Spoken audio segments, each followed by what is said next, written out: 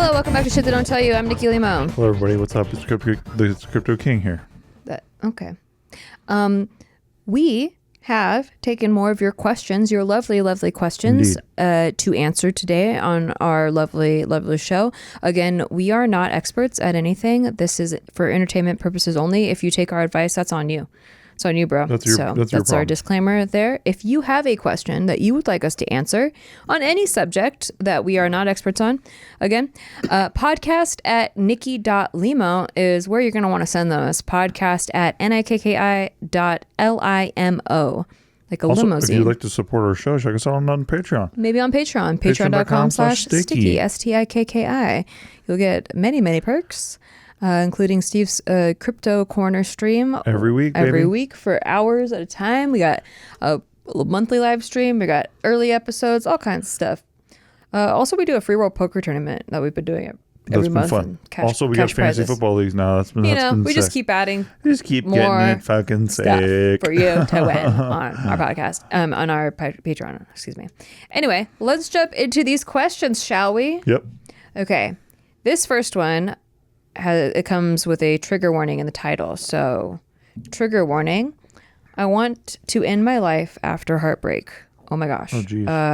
Okay. So, hi, Nikki and Steve. I understand this email is a little dark, so I'd understand if you decide to skip, but would appreciate anything you would have to say. Okay. I was broken up with by my boyfriend of 10 years about 5 months ago. I could tell he fell out of love with me for a while, but I was in denial and held on until he couldn't anymore. It absolutely devastated me as he was my first for everything, and I believe a trauma bond. I believe a trauma bond.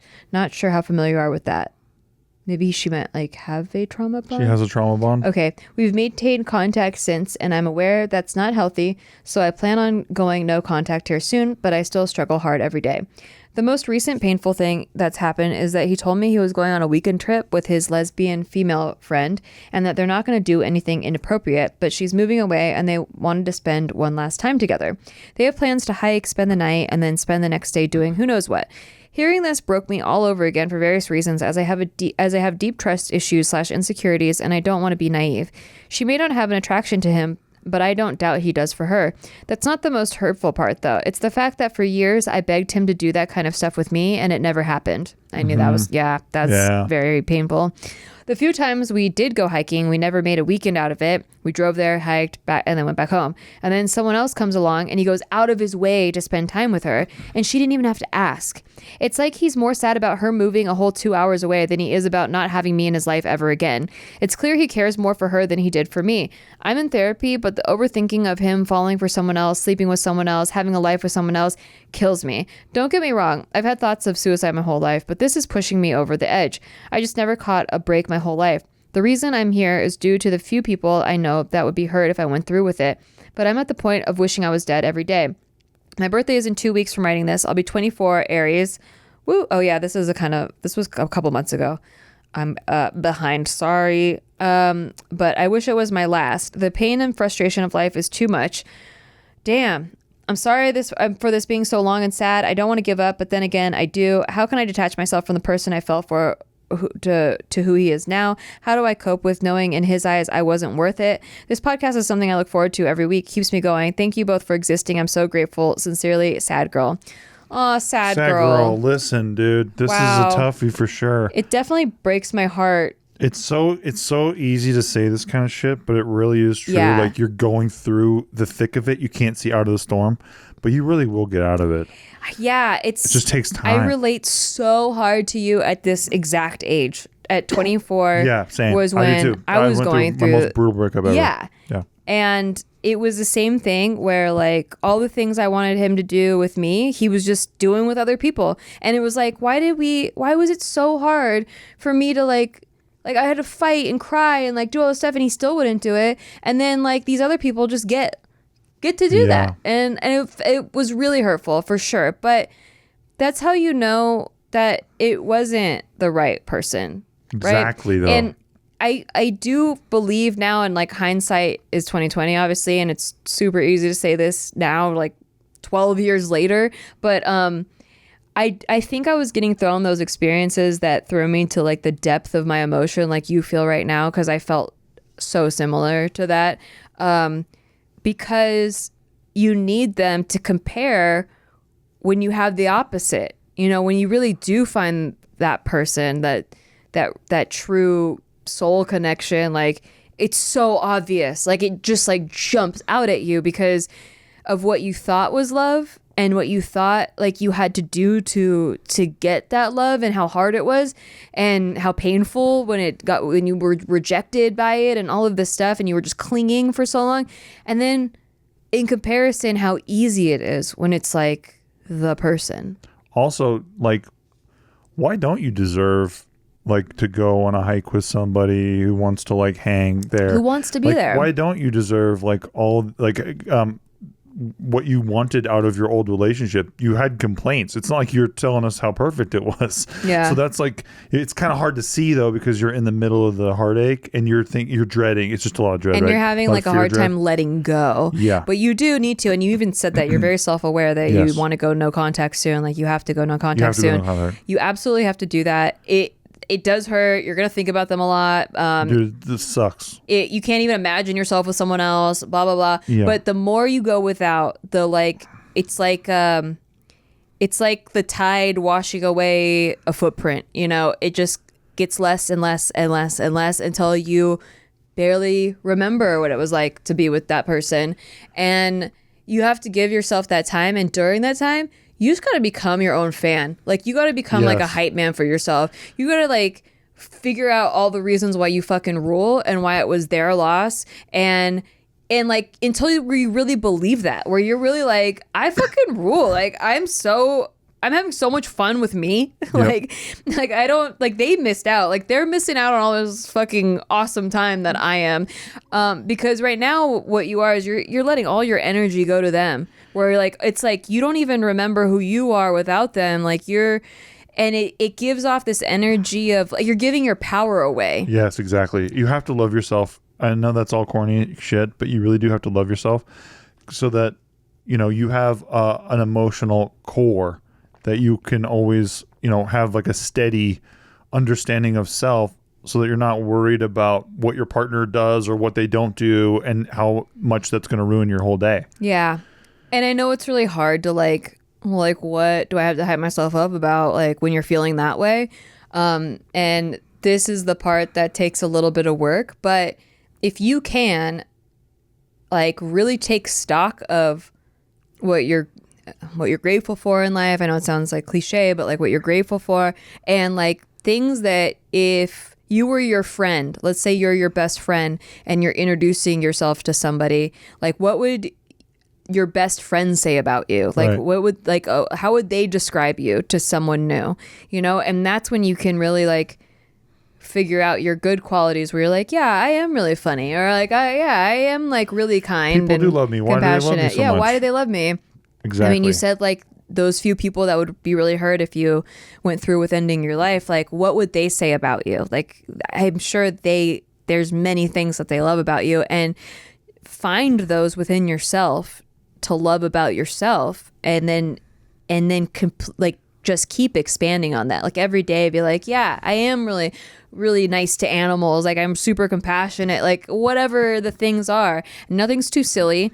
Also, just finding a hobby that like you're like that you can get into, like where you could like spend like some hours in Change there. your routine a little and bit. it doesn't have to matter. Like don't think of the end game. Don't think of like where's this hobby going. Just like something that you have fun just doing and like being with. Yep. Yeah. You know, play around. Like maybe start with journaling, or maybe start with, you know, something you saw on YouTube that looked cool, like making clay pots or some shit. I don't know. Like, but just get really into it, where you're like you're in the moment. I think that a lot of healing comes from when you can immerse yourself in the present moment and when you're creating something. 100%. So yeah, I feel you, man. Like, I'm sorry you're going through that. If not for our breakups, though, we really wouldn't ever have gotten better. Absolutely. Like, I'm so glad I went through every one. My worst one was the same thing as you, early 20s. Mm-hmm. This was before I was on YouTube or anything like that. But it was just one of those things where you just had your whole life was so intertwined with theirs. Mm-hmm. and like you're thinking about their family and all that kind of stuff, and you're like, I guess I don't know those people anymore. It's like the weirdest adjustment. Yeah, or even like that feeling of why not me? Like, why didn't they choose me? Yeah, like exactly. I chose them, why didn't they choose me back? Like they said that they chose me, but they didn't, like, really in their heart, like they didn't want to go on a hike with me. They didn't want to plan a whole vacation with me. I remember being jealous of my ex's brother because my ex had to love her brother. That's how jealous I was. That's how much I thought I loved this chick. Yeah. Because I was like, well, she has to love him. Like, man, that'd be cool. You know what I mean? Like, it's such a sad thing. Yeah. And do you think, like, I don't know, I haven't really completely examined this, but maybe it's a control issue, like where it's like you love them so much, you want to control that they, like, it just drives you crazy that they don't love you the same way back. Yeah, for sure. And like the more that you're just hyper fixated on this, like needing them to love you back the same way, you're like missing the bigger picture that person's not for you. Not for you. Like that the love should come as easily as you give it, should come back to you. Exactly. With the right person. And it was always a goddamn struggle with this chick. And it was always a struggle. I mean, dude, it was always a struggle no matter what. Because it's like, you know, there's just what I think a lot of our married friends think happens, where it's like a certain amount of time goes by, you stop giving a shit about that person, really. Yeah. And like that's normal, and you guys have a marriage and you guys are going to start doing shit and raising kids and stuff. It's like, yikes. That's fucking yikes-amundo. I couldn't imagine not being best friends with the person I had to be forever with. And wanting to hang with you the most out of anybody and all that shit, dude. But there's, oh God, it's just so dark out there when you look at that kind of shit. Because it's like, but people do think that that's normal. And I started to think that was normal too. I was like, man, like, well, after a certain point, this is like the romantic period, but after a certain point. Yeah, I started to think that was normal too. I just thought that was normal. I mean, a lot of people do, and that's why they go, oh, movie love doesn't exist, blah, blah, blah, because like we've just been shown time and time again unhealthy relationships. And you know what really helped too during this period of time? The more you get to love yourself, you start setting boundaries and breaking patterns where you're like, you know what? I love this so much, like this period of time of just being with me, that like I'm not going to go through another relationship where I'm the only one giving. Like, I'm going to give freely, like they'll get a clean slate. But if they aren't reciprocating, I'm just not going to fight about it anymore. I'm just going to cut it off and nip it in the bud. Like we can talk about it. I'll tell them like, hey, I feel like I'm detaching from you because I don't feel like it's being reciprocated, and you have that, give them an opportunity, but you don't have to put yourself through the same thing. Now that you've been through it, you know what it's like. You can decide and choose from here. I'm not going to have an experience like that again. Exactly. Yeah. So I wish you the best. You're so young, and I know it feels like, I remember at that point feeling like, well, I've been depressed before, and so like, yeah, obviously this is just a cycle that keeps happening and I just got to end it, you know? But it really is like each iteration of this cycle, like you'll have ups and downs obviously in life, but you get stronger every time. Like you get very strong to where like the next time it happens, you're like, oh yeah, this hurts. Yeah. Okay. But, I know I can get through it. Exactly. Like I know I can go through it. And also we didn't say this, but definitely go see a therapist. She said that she was going. That's the only reason I didn't bring it up. Yeah. Okay. But these are formative things, man. These make you stronger, believe it or not. And we're rooting for you. Mm-hmm. Thanks, sad girl. I hope you're feeling better by now. This was back in April. So, I hope you're feeling much better. In my head, you've moved completely on. You're freaking rocking it, making clay pots everywhere. Yes. Okay. Next question is from, geez, there's a lot of like ad offers. Jeez. Okay. This one is titled Possible Best Friend Breakup Over Politics, Sad Face. Oh, shit. Okay. Well, we don't really like to talk about politics or religion on this show, but last time we did talk about religion a little bit. So let's hear what you have to say.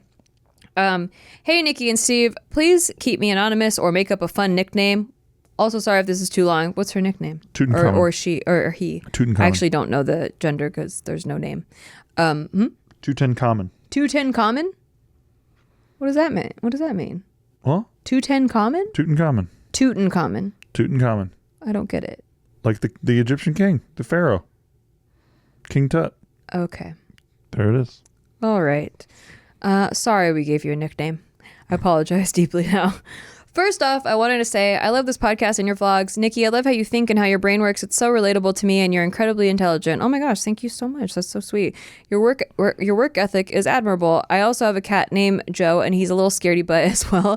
Steve, you are so funny, and I love your input on pretty much anything. Oh, you're very sweet. It's so sweet. Okay, so one of my best friends and I recently disagreed with some political views. We both don't even keep up with most political topics. Even better. As you know, after Roe v. Wade got overturned, it affected a lot of people on both sides. We agree on majority of things, but she's more extreme than I. After barely talking about our differences over a couple text messages, she left me on read, but proceeded to post her opinions on Twitter. I didn't think much of it at first because we've had differences in opinions before. The next day, she started subtweeting me and quoting some of my opinions. This really hurt me because I'm not some stranger. We've built almost a decade worth of friendship and great memories. Why are you subtweeting me when you can just talk to me directly about it? What's subtweeting real quick? Subtweeting is when you say something about someone, but you don't name them. Oh, I see. So like when it's like, you're talking about them, but you're not talking about them. Yeah, it's like, oh, some people need to wear a woo hat all the time or a Kujira hat. And isn't that fucking annoying? And That's so funny. I'm definitely talking about you, but I don't say who it is. Right.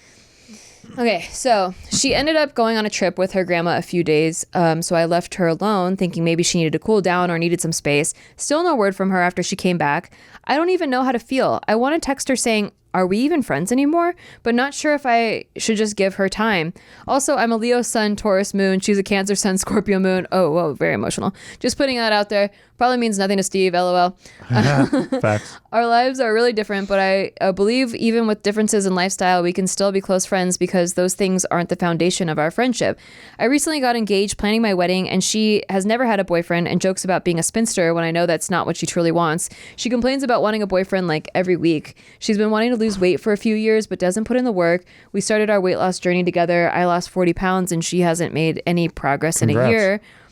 She complains about a lot of things she's unhappy with, but never takes any action to change her situations. She can be stubborn, but I know she has a great heart. We can never shut up when we're together, and we have the same type of humor. I truly have so much care and love for her. I always recommend her to invest in therapy. I went for about 8 months around 2019, and it completely changed my perspective in life. But she spends her money on tattoos and, to me, meaningless temporary joys, but says therapy is too expensive. I don't know. Sorry for venting. I just don't know what to do. Am I valuing this friendship more than her? Does her actions now speak louder than our history? Maybe our lives are too different now. Should I reach out? Any advice is greatly appreciated. Thank you and love you both. Thank you in advance. Oh, we're both turning 27 turning 28 this year. Thanks again. Sounds like you're down to be friends and you don't know where she's at.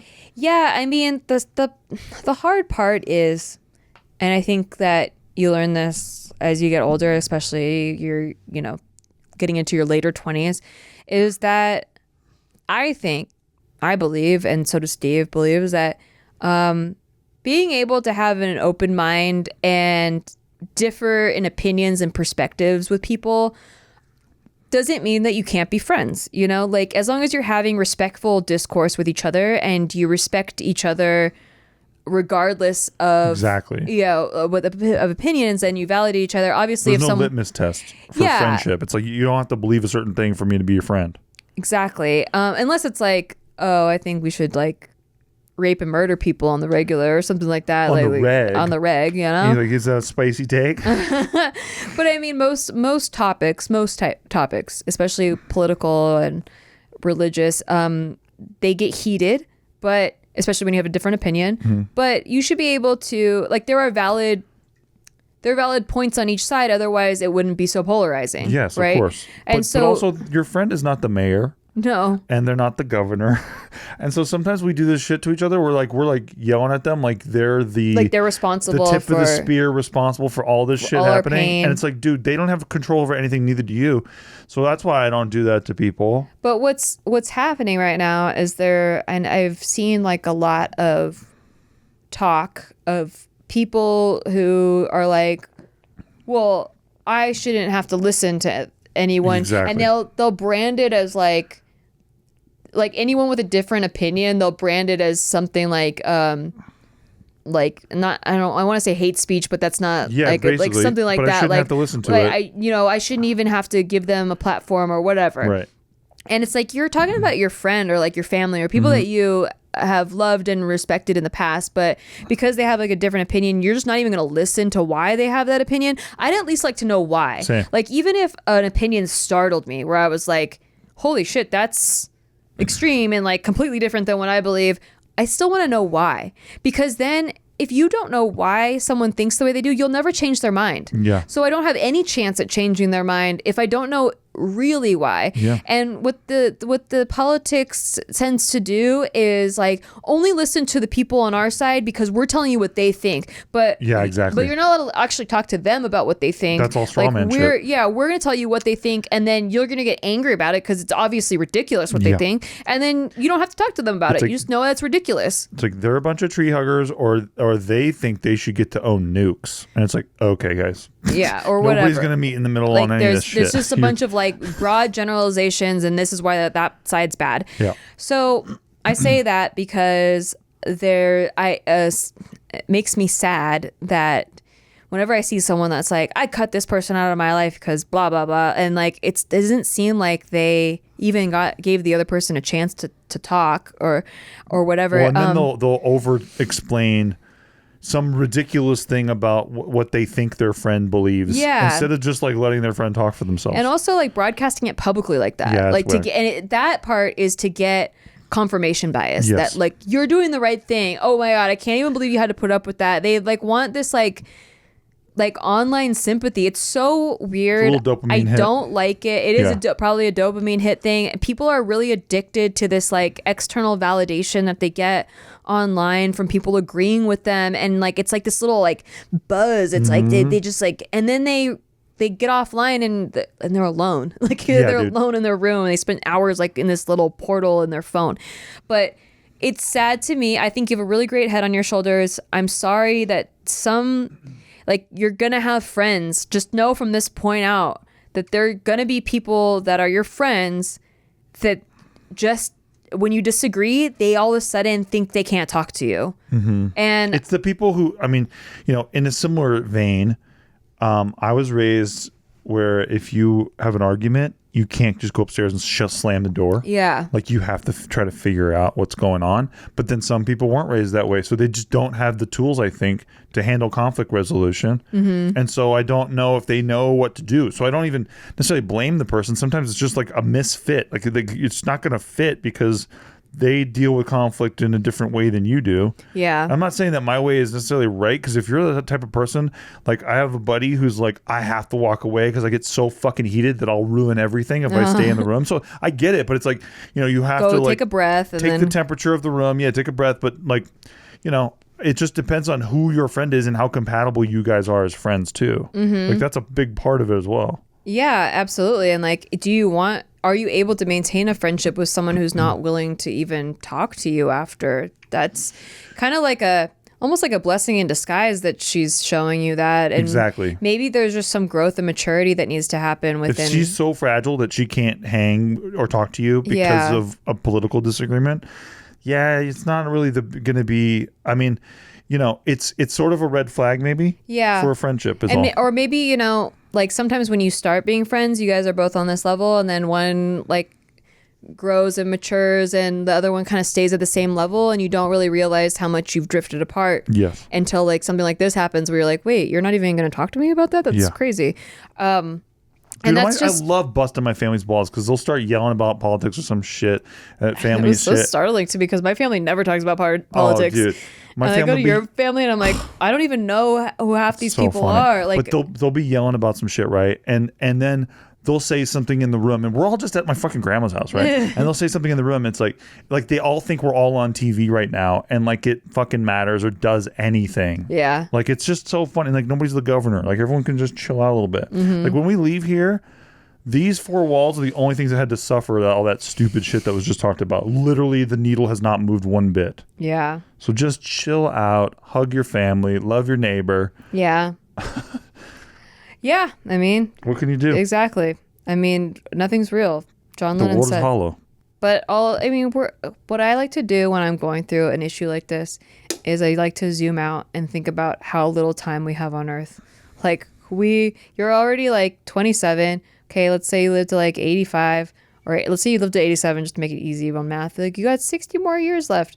Like it's gonna go by so fast. You're already a third or fourth of the way done with that. It's crazy. Like just chill. A third of the way done with it. Chill out. Yeah, you need to chill. Listen, the more that you guys sit there and watch your angry boxes. Well, I don't think she needs to chill. No, I know, but people, there's people who just get stuck in these things, right? Where they're so obsessed with watching cable news or whatever, and they're just watching their anger box every night. By design, I think, and just getting so mad at these issues that they can't do shit about. And it's like, okay, cool. Keep on voting for people who literally won't do anything about it either, dude. I promise you. It's just better. No matter who you vote for, they're not doing shit for you. You're just better off without. And it's sad. And maybe it's just a temporary break. But yeah, you don't need that kind of energy in your life, I think. Amen. So I'm sorry. That sucks. I hope that she either grows or, you grow without her. The only things I've ever gotten in life, like that helped me progress, were things that I had to do myself or build myself with people that I know and love or whatever, right? But never waiting for some politician to deliver for me anything ever. Yeah, or like yelling. Part of my mantra. Yelling about it doesn't do. Like I've been angry at things. Sure. Like this Roe v. Wade thing. Yeah. But like not where I'm like yelling at, going online trying to find everyone that disagrees with me to yell at them, or like people who in my family thinks this way and I'm gonna go find them and yell at them or whatever. It's so wild. Like, why waste your energy on that? It's not, they don't get to do anything about it. Maybe they have some warped views on, maybe they have differences of opinion, but they can't. It's like it's not up to. It's out of our control, and it sucks. So let's just put our energy towards something more useful. That's how I feel about politics in general. It just is a bunch of energy drain on everybody. Yep. And it's by design. It's there to try to warp your brain about somebody else, and negative. Not to have clarity about what other people think, but to instead tilt you in a certain way so that it suits their needs. Divisive. Yes. For elections. Yes. To get votes at elections. I mean, people who are obsessed with politics, like there's a guy named Chris Matthews who used to be on MSNBC all the time. And he would talk about how every time he mentioned the word politics, it was about the politics of this issue. It's about how they can stuff it through the TV to bend people's like wills in one way or another. That's what the game is of politics. People know that. Bob Woodward wrote a whole book about it called The Price of Politics. I read that book. It's so fascinating how they play these games with each other. And like behind closed doors, they all like agree on certain things, but then they go politically deal with it. It's fascinating. It's all art of war. Yeah, theater. it is. Well, one entity owns both sides, and that's how the world runs. One entity owns both sides. If you look up the Rothschilds, it's pretty fucking crazy. Like they used to hold all these wars, spicy. I know, where they fund both sides of the wars, and it's just to keep the commoners fighting. So you don't even look up. You don't look up and see who's running the whole show. Don't look up. So like they just, hey, we own you, and you're gonna fight about this, and here's the talking points, and go, and then we'll pay you to stay. We'll give you a life of luxury, but you guys got to fight in public. Welcome to crony capitalism, corporatist America. I love it. I need it, and I want it. That's why we don't talk about politics on here. So yep. There's that. Anyway, we're gonna go to a break. Buy whatever we tell you to buy, and download whatever we tell you to download, especially Best Fiends. I mean, you know what I'm saying. Love Best Fiends. And now a word from our sponsor, BetterHelp. So it can be really tough to train your brain to stay in problem-solving mode when you're faced with a challenge in life. You go into kind of a panic mode. Sometimes you get anxiety, you get depression, maybe you have sleep issues. But when you learn how to find your own solutions, there's no better feeling. And that's what therapy does, is when you see a professional, they help, or they're what they're supposed to do. And a good therapist gives you the tools so that after you go through therapy, like you now know how to solve issues that had been coming up in your life that you were previously not able to solve yourself. And I feel like we have said so many times on the show to people to go see a professional, because while we can give you some advice here and there, we are not professionals, and many people could use a lot of benefits from seeing a professional. Wouldn't you say, Steve? Absolutely. And me and Nikki talk about this all the time, but we can never talk about it too much. Yeah, I mean, honestly, like you go to the gym to work out your physical body. You should go to therapy to work out your mind, which, I mean, what do you have if you don't have your mind? It's all part of your health. You lost your mind. You probably. lost your mind. You lost your marbles. So I think that it's just a really good thing. Like, even if I feel like I'm doing pretty well and have a lot of tools under my belt, I think a refresher every other month has been super helpful. And with BetterHelp, it's super affordable. That's the other thing that I really appreciated, was that traditional therapy costs hundreds an hour, whereas BetterHelp, you're paying a fraction of the cost monthly. And what if you spent hundreds of dollars and then you didn't connect with the person? With BetterHelp, you can switch easily. Yeah, very easily. And you can do it on your own time. Like, you have unlimited text. So if you're going through an issue before your appointment, you can text your therapist, you can call them, and they'll get back to you very quickly in a timely matter, and you can deal with the issue right there. And then when you have your appointment, you can do it from your home. You can do it from video call. You can do it with a phone call. You can do it through text. Whatever you personally favor. So I really like all the options there with BetterHelp. So when you want to be a better problem solver, therapy can get you there. Visit betterhelp.com/Steve today to get 10% off your first month. That's betterhelp.com/Steve. When you need help, think Steve. All right, we're back, and we have more of your questions. Again, if you have a question you would like to submit to the show, we are not experts, disclaimer, but podcast@nikki.limo. That's podcast@nikki.limo. Okay, this next one is titled Reconnecting with Friends. There's a lot of friendship ones. Yeah. Okay.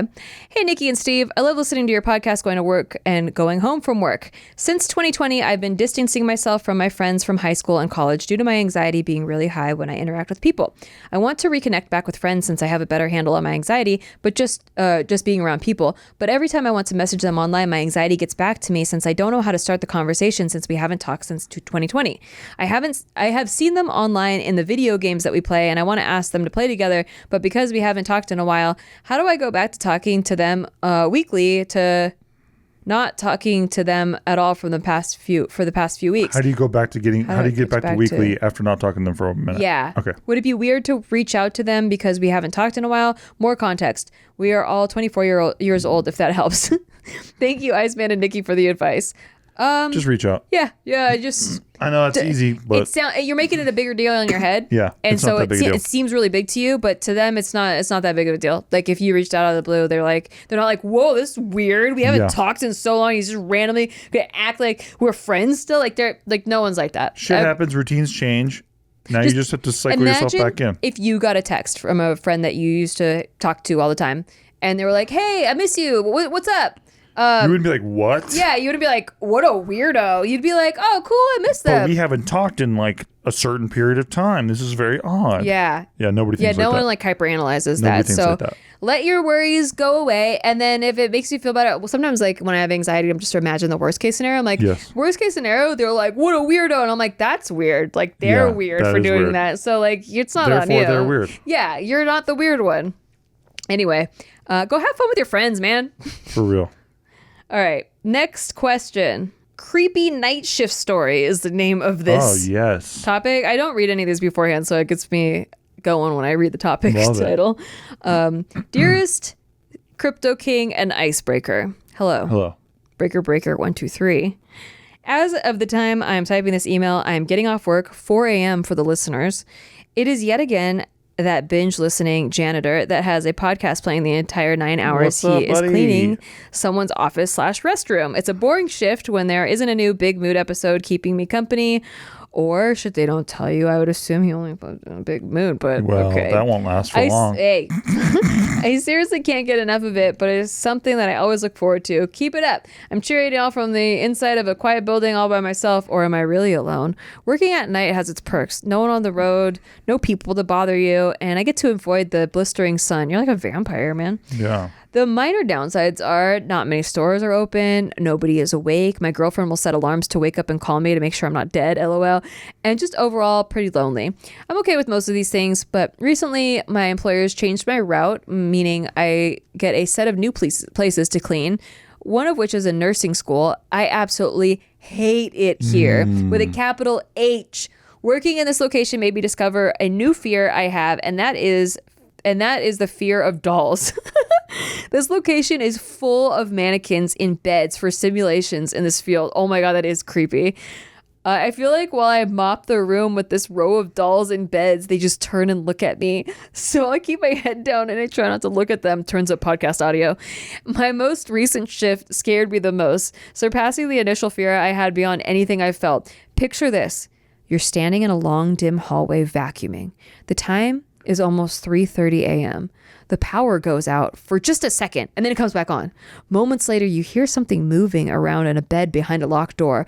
I'm not saying flipping over the pillow type of moving. I'm saying a wild animal is stuck in a cage and trying to break out. Keep in mind, I am alone for all 9 hours. This is the same room that gave me bad vibes since day one, so I always lock the door the second I leave it. I refuse to check what it was. I lock all the rooms, clocked out early, armed the building, and bolted home. As I'm locking the doors, I'm texting my girlfriend what is happening, and she's freaking out just as much. I stop replying because I'm trying to leave this place ASAP, and she calls in an explosion of worry. She stays with me on the phone just in case something else happens. This encounter is one of the many types of stories us nighttime workers come across. I have a video of a drawer opening on its own. What? Oh my God. Audio of restroom stalls slamming and just mind-bending stories people might find me crazy for telling. Unfortunately, I have to go back again tonight and the next day and the next day until I decide I've had enough of this place. Do you think I'll get over my fear of dolls? What are ways to just conquer my fears like these mentally straining moments? I don't know, man. That freaks me the fuck out. I couldn't do it. I would have to quit. Scary, bud. I quit immediately. Immediately, no. Dude, I just saw a fucking ghost, 100%. I know. You told me about that. Yeah, that was fucking weird. Do you want to talk about it? Yeah. I talked about it a little bit on JK. But you weren't scared. No, I wasn't scared, but it was fucking weird. If that happened, I'd be scared shitless. Yeah, that's weird, dude. Because that sounds like a mean entity. Yeah, man. So the thing you saw wasn't mean. No. So me and Nikki, we were recently staying, bless you, at a hotel in LA, at the Bicycle Hotel. A haunted hotel. Yeah, exactly. Just a fucking gambling hotel, right? And we were both, asleep and shit. And then I wake up in the middle of the night and I'm facing the alarm clock and I'm like awake for like, I don't know, 2 minutes. And then I turn over, just to adjust or whatever. I turn myself over, and then I just see this fucking dude standing over me and Nikki's bed. He's just like, it's a completely dark room. But do you see like a face and a? Don't see a face. I just see complete shadow, like of a man standing there, right? And he's like gaunt. He's like fucking like a skinny dude. Oh. He's just standing there, and there's this white lamp behind where that guy's at, right? Yeah. That I can't see because he's standing in front of it. Oh. He's not translucent or any bullshit. He's just like, it's just like you wake up and there's just a fucking dude like standing silhouette. there. Yeah, and I was so confused because I was like, whoa, there's just a fucking dude in here. But I wasn't like, holy shit, like I want to fucking jump up right now and get a baseball bat. It was like one of those, it was just a weird thing. Like what the fuck? There's a dude in here. Like what is going on? And then I started to sit up and he like kind of stepped back, like moved back closer to the lamp further into the corner. Yeah. And then I was like confused, like looking around, and then he's just gone. And there's no artifact on my eyes from like, seeing something or any of that. I was already awake for 2 minutes. And then, I'm looking at you and you're just fucking passed out. I'm gone. And this dude's gone now. I completely see the lamp now. That was like the same experience I had on the Queen Mary. It was so few weird. Years ago. I was like, what the fuck? Yeah, tell them about the Queen Mary. Well, I think I've told it before, but but we might as well scare the shit out of our janitor listener. Well, these were a harmless type of, like, if it was a ghost, it was pretty harmless because I've always said I never want to see a ghost. Like, if the ghosts are real, I don't want to see them. I just don't think I could handle it. I'd be scared shitless. But this, because it was so neutral, like it was a shadowy figure. I thought it was you sitting up in bed, and because there was a window and it blocked like the window. Like there's like these little portholes, and it blocked the light because there's like light coming through it, and it blocked it. And so I thought you were sitting up in bed, and so I wake up and I'm like, "What's wrong, honey? What's wrong?" And you're not answering. And then I look down and you're sleeping in bed. I look back up and the thing is gone. And so, but it was like a full on, like it looked like you were sitting up in bed looking at me. Yep. And so there's no translucent. You just see thought, a dark and figure. I wasn't even freaked out like I thought I would be. Same. I was like, there was no.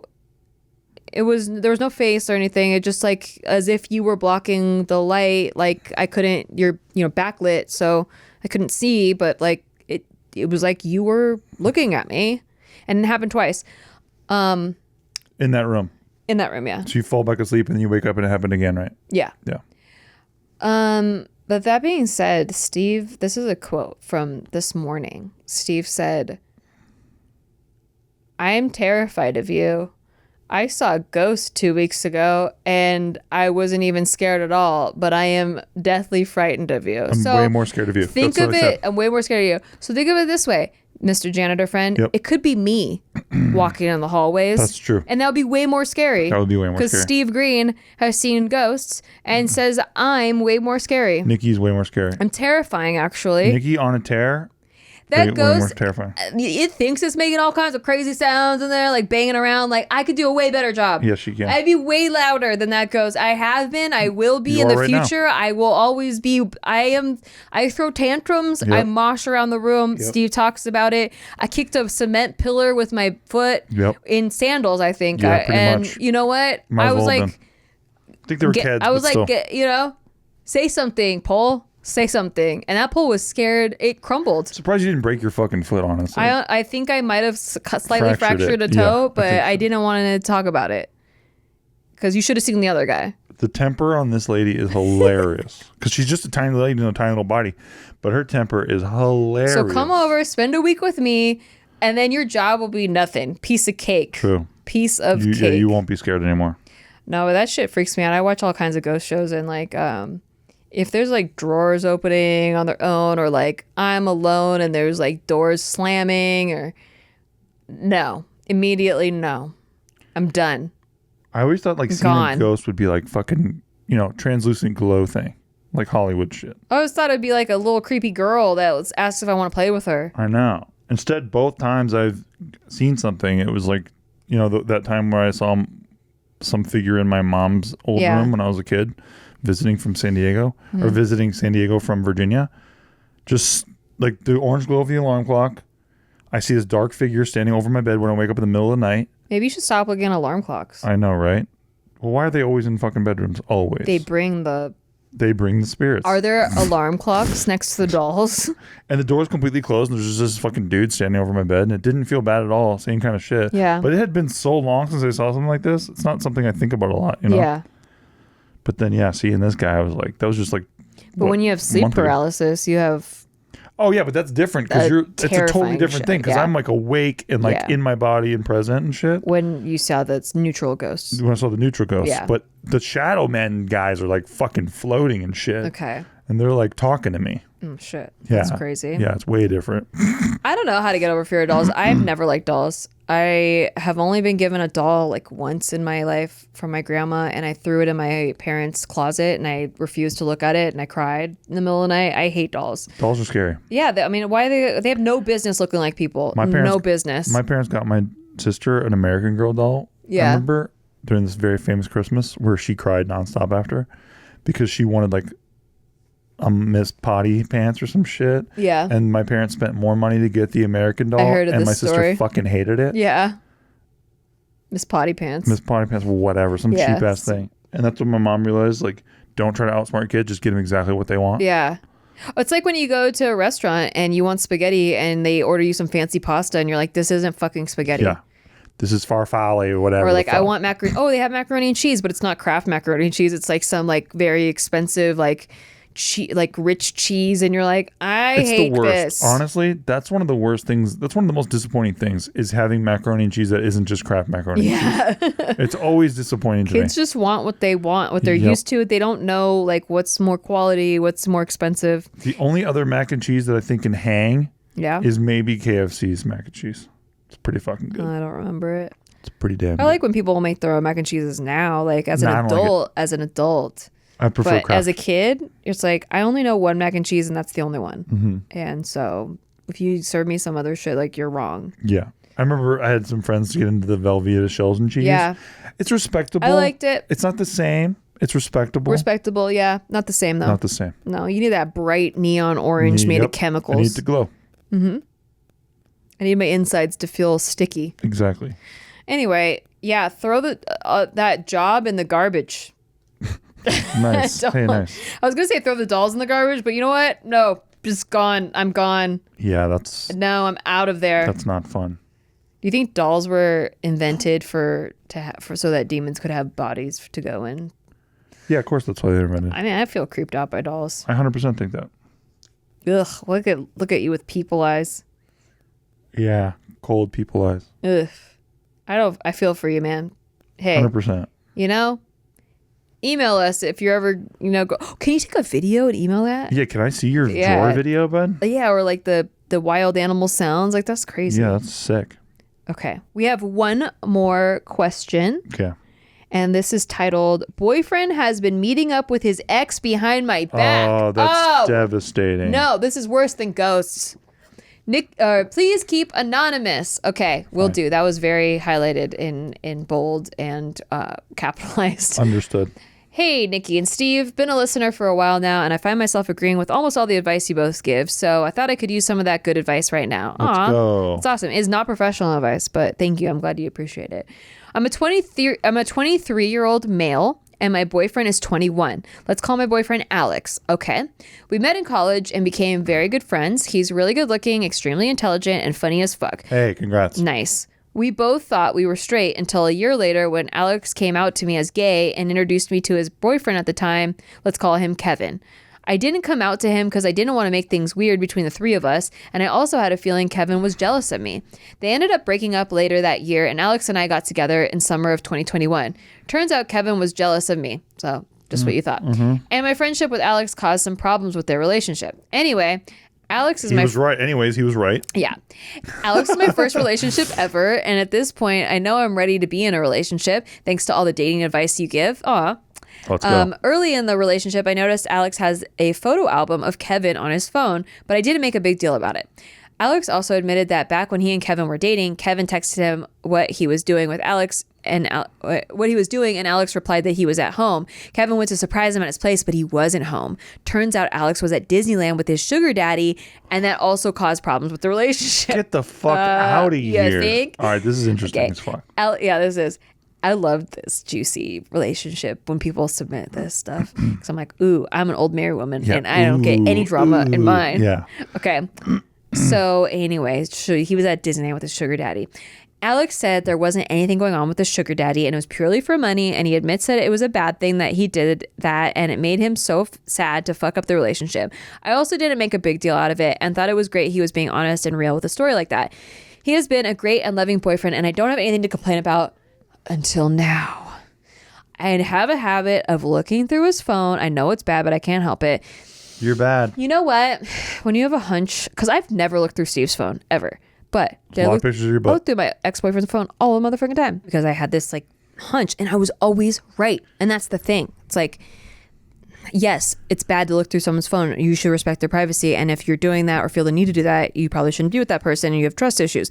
But at the same time, I think like at least having that evidence made me feel less crazy. And then I was able to feel better about us breaking up because I was confirmed right. Yeah. Whereas like he would lie to me if I just asked him straight out. Right. Anyway, I found out he has been texting his ex, and he even has the flexing arm emoji next to his name. This made me a little jealous since I also work out, but I still didn't make a big deal about it.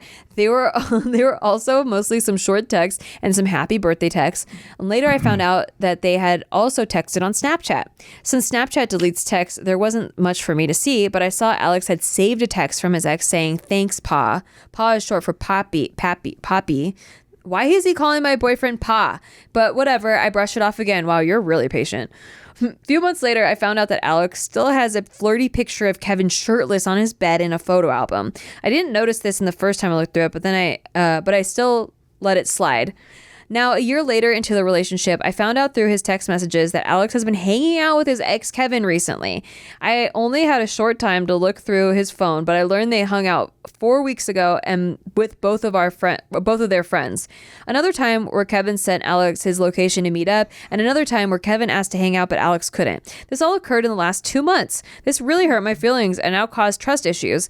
I don't think there's anything bad going on because in the text Kevin said all he wants to do is hang out but still respects our current current relationship. Kevin even told my boyfriend to say hi to me for him, but Yeah, Alex right. has never mentioned the fact that they still text and hang out together. I'm done letting things slide, and I want to tell Alex about everything I Good. mentioned. Put your foot down. Yeah. What the hell? There shouldn't be any secrets going on between couples, right? I would be fine with him texting and hanging out because I don't want to be a toxic boyfriend cutting off connection with his ex. However, the fact that Alex is keeping this a secret for me is what hurts. That's absolutely right. Yeah. I would talk to my boyfriend about it, but I also don't want to admit that I looked through his phone. It also bothers me since I'm not sure how long this is going on for. I know it's toxic for me to look through his phone, but at this point, I think the suspicions are justified. Should I just wait for the right moment to confront Alex about all this, or should I just admit that I looked through his phone and confront him about it now? Are we both just toxic for each other? Also, love the podcast. Keep up the great work. Love both of you guys. Love you. We love you too. We love you. This But sucks. you got to stick up for yourself sometimes. Yeah. Okay? That's what you're not doing. But how would you do it? Not be a carpet. No, I know, but like he's saying he's going to stick up for himself, but Okay. he doesn't want to admit that he's been going through the phone. You can't do shady shit and not admit it. Yeah. You have to fucking admit it. I did when I confronted my ex first. I said, "Hey, is there something you want to tell me? Like, is with your ex, blah blah blah." And he was like, "No, no, no, no, no." And then I was like, "Okay, this is really shitty, but I felt weird, and I looked through your phone because I just felt like something was off, and I know I shouldn't have looked at your phone. I'm really sorry about it. I'm really but- sorry that I found out that you're shady. But I also found all these texts from your ex and blah, blah, blah, blah, blah. And then, of course, you got to be prepared that they're going to throw it They're on gonna you deflect it back to you, by yeah. going through that you went through their phone. But But they did shady shit. they did way shadier shit, and this is Yeah. just a deflection. Yeah, come on. So, I don't know. Maybe They gotta try, though. They or gotta you try. could wait for the next time something shady happens and try to catch it happening. Yeah, why don't you try to catch them fucking? You know, how far are we going to take this thing? I don't know. I mean, give me a break already. If you know something, yes, you achieved it through illicit means, and you were a very naughty boy for Yeah. that. However, if you did shady shit, you got to own the cause, right? Why am I coming to you? It's because I did this, but you are fucking shady. Yeah. And maybe there's a reason that you went through it. Like, was there something that spawned the interaction? Like, so for me, it'd be like my boyfriend was like ignoring me, and I was like, "Hey, I really want to hang out tonight," and he was like making up all these excuses why he has to go out and like write, like because he needs to write. He's a writer and he needs to write alone, and he was just gonna go by himself somewhere, and then I'd be like, okay, I mean, I'm gonna give people their space. Sometimes I like to be alone. Like Yeah. we lived together, like I lived in the studio, and so it was like maybe he needs some space. Sure, that's valid. But I just had this feeling that like, cause he came home at like 5 a.m. and it's like, where are you even writing at 5 a.m? The bars close at 2 Yep. because we're in California, not in Las Vegas. Hilarious. And so it's like, where were you between 2 and 5? Like, where was that? And so, yeah, I didn't want to seem like a crazy. So I was basically being a crazy in secret by like waiting for him to go to bed. He falls asleep. I look through his phone and find all this shit, like him texting girls, pictures of him dancing with girls, like all kinds of shit. And it's like, wow, he really like made me feel guilty because I was like really wanting to hang out. He's like, I need my space. Yeah, And got it then right. he's like dancing Gotta with get girls pages, all night. babe. Yeah. And they go back and hang out at their friend's place, and like So they're good. all like hanging out together, whatever. Really fucking bullshit shit. But then it's like, how do I bring this up? Now my heart is in my stomach and I feel like really betrayed. And how do I bring this up? I can't just say like, well, I waited till you went to sleep and then I looked at your phone. But like, Yes, you can. I had to. Yeah, you have to. So I did. And then we always had this thing where we didn't have passwords on our phones so that we could like, have an open trust.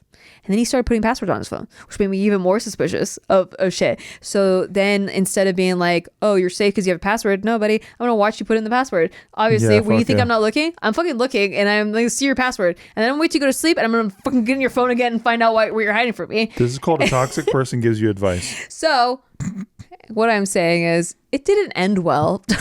Yeah. But you should confront them and give them the opportunity. However, when you get these suspicions again, instead of slowly spiraling into a crazy person that can't not check your person's phone, you recognize you have trust issues and it's just Yes. not going to work. Yeah, exactly. So I would allow him some grace, But also he's What do you 20 want out he's of this? 21 years old. Yeah, what do you want? He did some shady shit to his last boyfriend, and now like sometimes you just don't learn if you didn't have to learn. So I don't know. He's maybe in a different phase of his life, and you're going through that phone because your relationship has trust gaps. Yeah, there are cracks. And you know it and we know it. And you feel betrayed, like someone's hiding something from you. Exactly. Like if Steve was not telling me that he was going to hang out with his ex, now it's a secret. Why is it a secret? Exactly. If there's not shady shit going on, why is it a secret? Exactly. That's because the thing. It needs to be a secret because I am being shady. Exactly. Or you just feel like you don't want me to overreact to something, which is still super shady. Why am I in a relationship with you? Exactly. Then why are you with me if you think that I'm gonna overreact to something and we can't have a decent conversation about it? Yep. So yeah,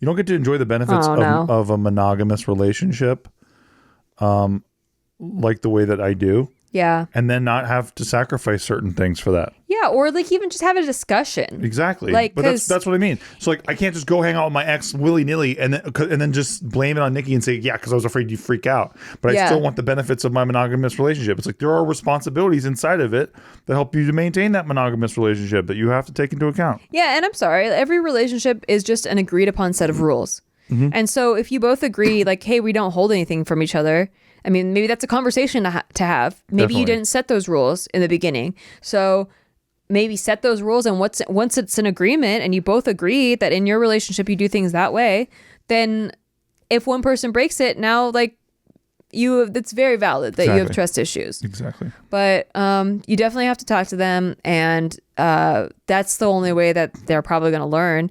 But what do you want out of this? Because I'm not even clear necessarily. Like you obviously want to confront the situation. Well, it sounds like they want to. But then they say at the same time, I don't want him to not hang out with his ex anymore. Well, no, I get what he's trying to say, because like, so in my ex relationship, I was like very chill girlfriend, like go hang out with whoever you want, but it's very out in the open, like, hey, I'm gonna have dinner with so and so, and like things that we have agreed in our relationship are not okay. Yeah.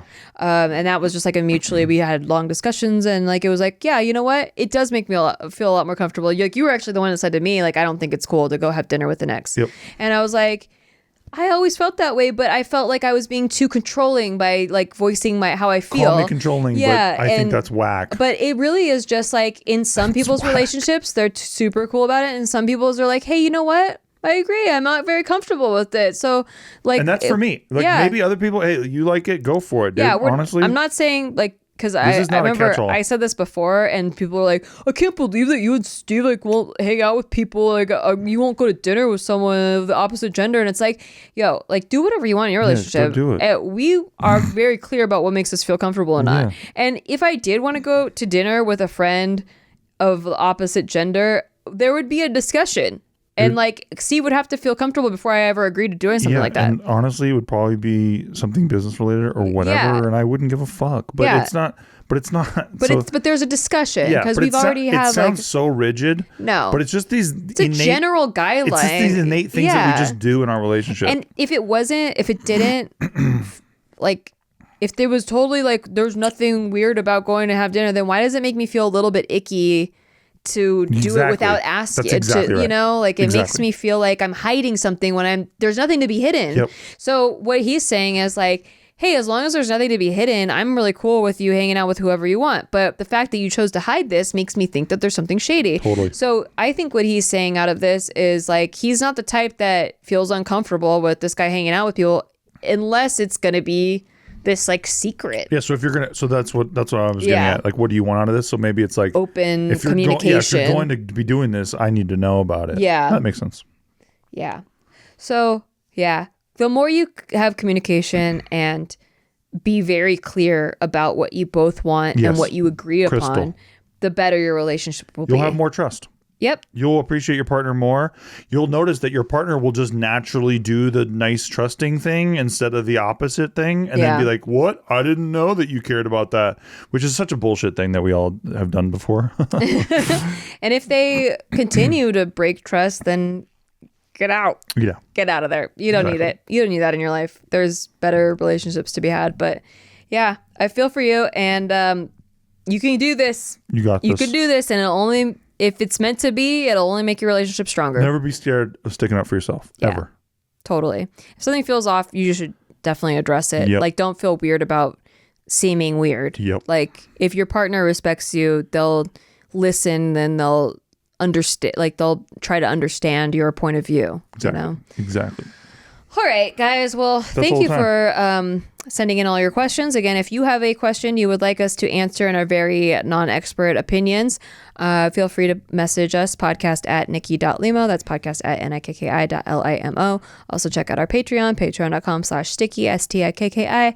And buy whatever we told you to buy during the ad break, you know? Please. Tell our sponsors we sent you and like all that jazz. Helps a lot. Thank you for supporting the show. We love you. Bye. See you next time. Bye.